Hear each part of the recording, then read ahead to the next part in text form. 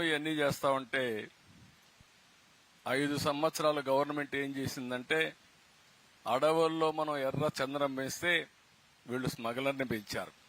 ఎక్కడికక్కడ ఎర్ర చందనం స్మగిల్ చేసే వ్యక్తుల్ని ప్రోత్సహించి సీట్లు కూడా ఇచ్చే పరిస్థితికి వచ్చారు. ఒక్క సహజ వనరుల దోపిడీ మీరు చూస్తే 19,000 కోట్ల రూపాయలు దోపిడీ చేసే పరిస్థితికి వచ్చారు. కడాన మీరు చూసినప్పుడు ఇసుక అయితే పెద్ద ఎత్తున దొంగ రవాణా చేశారు.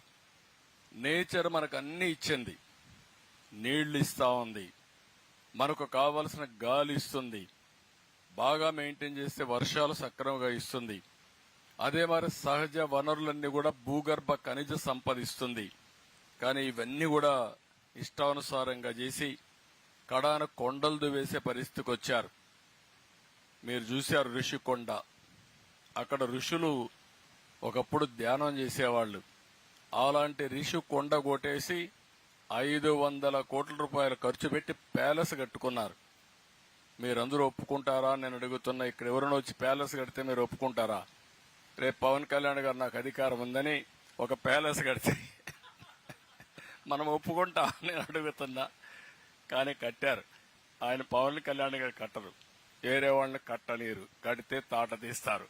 అది ఆయన మెంటాలిటీ, ఆనాటి పాలకుల యొక్క ఆలోచన విధానం ఇది. ఒకప్పుడు ముఖ్యమంత్రి గాని డిప్యూటీ సీఎం వచ్చింటే ఇక్కడ చెట్లే ఉండేటివి కాదు, మొత్తం నరికేసేవాళ్లు. ఇప్పుడు మేము చెట్లు పెంచుతాం గాని, చెట్లు పెడతాం గాని చెట్లు కొట్టం. అది మా సిద్ధాంతం అని చెప్పి కూడా మరొకసారి రాష్ట్రంలో ఉండే ప్రజలందరికీ హామీ ఇస్తున్నాం. కడాన మీరు ఒకసారి చూస్తే కర్నూలు జిల్లాలో బ్రహ్మంగారిని గురించి విన్నారా మీరు? కాలజ్ఞానం చేశారు, లేకుంటే అప్పుడు కాలజ్ఞానం కూడా రాసేవాడు, విన్నారా? ఆయన కాలజ్ఞానం రాసిన రవ్వల కొండ ఒకటి ఉంది అక్కడ, ఆడనే కూర్చొని ఇవన్నీ రాశాడు. ఆ రవ్వల కొండ కూడా కొట్టేశారు వీళ్ళు వచ్చి. ఏం చెప్పాలో నాకైతే అర్థం కావడం లేదు. అలాంటి దుర్మార్గమైన కార్యక్రమాలు చేశారు. అందుకనే ఒక్క విషయం మీరు చూస్తే శ్రీకాకుళం నుంచి కుప్పం వరకు విధ్వంసం చేశారు. నేను అడుగుతున్న పిల్లలు మీరు ఒక్కటి గుర్తుపెట్టుకోవాలా, కొలంబియా దేశం ఉంది తెలుసా? ఎంతమంది తెలుసు కొలంబియా దేశం? చేలు పైకెత్తండి పిల్లలకి. కొలంబియా దేశం చరిత్ర చదవలేదు మీరుగా? అదే మరిగా పాబ్లో ఎస్కోబార్ అని ఒక నాయకుడు ఉండేవాడు, చదివారా? ఫ్లెక్సీలో దీంట్లో వచ్చాయి, సీరియల్లో వచ్చాయి. ఆడొక నాయకుడు ఉండేవాడు. ఆ నాయకుడు ఏం చేసేవాడంటే ఈ డ్రగ్స్ వ్యాపారం చేసి 100,000 కోట్ల రూపాయలు సంపాదించి అమెరికాకు పంపించి ఆ డబ్బులు పెట్టి అక్కడ రౌడీజం చేసి ప్రజల్ని భయభ్రాంతుల్ని చేసి అడ్డం వచ్చే వాళ్ళందరినీ చంపేస్తూ కడాన మీరు చూస్తే 12 మంది 14 మంది సుప్రీంకోర్టు జడ్జిలు కూడా చంపేశారు బాంబులేసి. ఎప్పుడో జరగల, నేను రాజకీయంలోకి వచ్చినాకనే జరిగింది. 85-90, నేను 78 రాజకీయానికి వచ్చాను. అలాంటి వాళ్ళుండి మొత్తం అక్కడంతా ఇది చేస్తే కడాన ఆయన చనిపేసే పరిస్థితికి వచ్చారు, అది వేరే విషయం. కానీ ఇక్కడ నేను రాజకీయాల్లో ఉన్నప్పుడు నేను చూశాను ఆ ఎస్కోబార్ ఏ విధంగా ఉంటాడో మొన్నటి వరకు పరిపాలించిన పాలకుడు కూడా అదే మరుగా చేశాడు. అవునా కాదా అని మిమ్మల్ని అడుగుతున్నా. ఏమమ్మా, అవునా కాదా? మీరందరూ మొన్నటి వరకు భయపడ్డారా లేదా? మాట్లాడేవాళ్ళ స్వేచ్ఛగా? మీ టీచర్లు స్వేచ్ఛగా ఉన్నారా మీ స్కూల్లో? మొన్నటి వరకు లేరు కదా, భయంగా ఉండేవాడు. అవునా కాదా? కారణం ఏంటి? ఎందుకు భయపడ్డారు? చెప్పండి.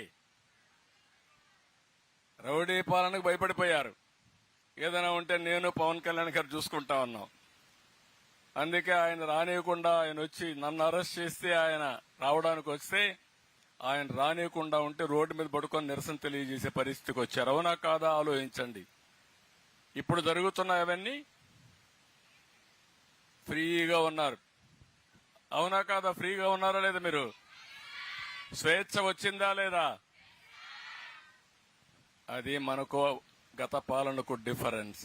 అలాంటి వ్యక్తులు మళ్ళా వస్తే ఏమవుతుందమ్మా మీ భవిష్యత్తు? సర్వనాశనం అయిపోతుంది. స్టేట్ పోతుంది, మీ భవిష్యత్తు ఉండదు, అందరం అంధకారమయ్యే పరిస్థితి వస్తుంది. మన స్వార్థం మొట్టమొదటిసారిగా వారు చెప్పింది నేను చూశాను. ఎక్కడికి పోయినా నేను మాట్లాడుతూ ఉంటే ఎవ్వరు నవ్వేవాళ్ళు కాదు, ఎవ్వరు రెస్పాండ్ అయ్యేవాళ్ళు కాదు. మాకే ఆశ్చర్యం వేసేది, ఏం చెప్పాలో మాకు అర్థం కాకుండా.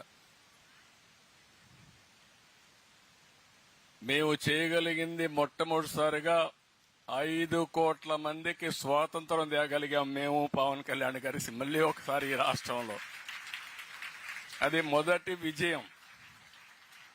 ఇప్పుడు ఇక్కడి నుంచి ఏ విధంగా మిమ్మల్ని అందరూ నిన్న ఒకసారి చూశారు, వ్యవస్థలు ఎంత నిర్వీర్యం అయిపోయినాయంటే, ఎవరో ఒక అమ్మాయి బాంబే కాదంబరి చూశారు కదా నిన్న. ఈరోజు వింటున్నారా మీరు?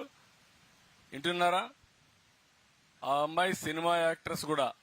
ఆ అమ్మాయిని పట్టుకొచ్చి దొంగ సంతకాలు, దొంగ పుస్తకం రాసి ఫోర్జరీ చేసినటువంటి డాక్యుమెంట్స్ తయారు చేసి దొంగతనంగా ఆవిడలో పెట్టి ఆవిడ్ని ఇక్కడ అరెస్ట్ చేసి ఇక్కడ కస్టడీలో పెట్టే పరిస్థితికి వచ్చారు.